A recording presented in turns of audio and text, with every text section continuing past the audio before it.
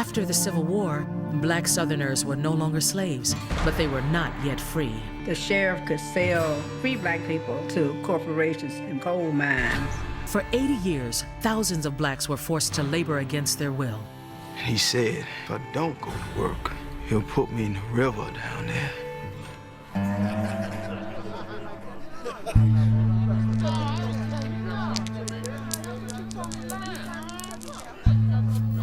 In 1908, 2 years after the pardon of John Pace, another young man would be trapped in the shadow of slavery. 22-year-old Greene Cottingham.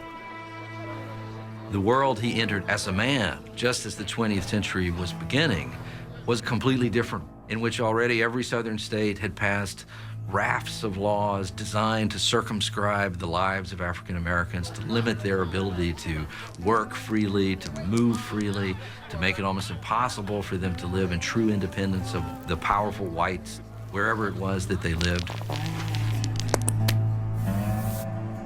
Greene was arrested with others outside a train station in Columbiana, Alabama. Within 24 hours, he'd been convicted of vagrancy. He was sentenced to 3 months hard labor and $38 in fines. To pay the fine, the hard labor was extended to 6 months. Greene was sent to the Pratt mines, which paid the county $12 a month for him.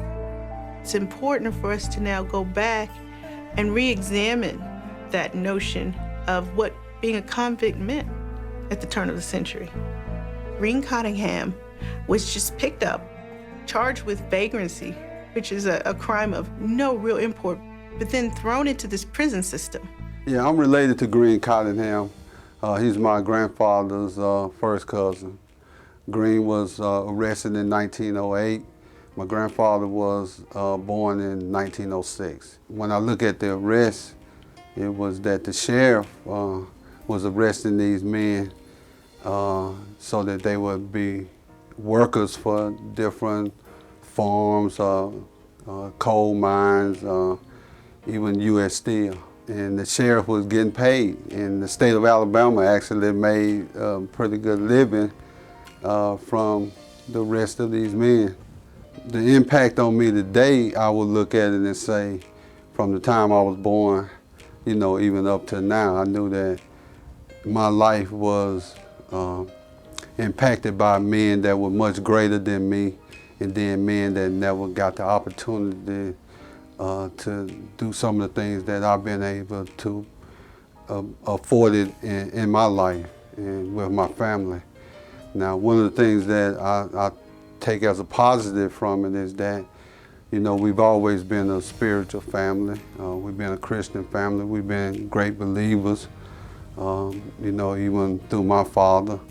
And as he raised us to be men, he never let us look at life from a slavery standpoint.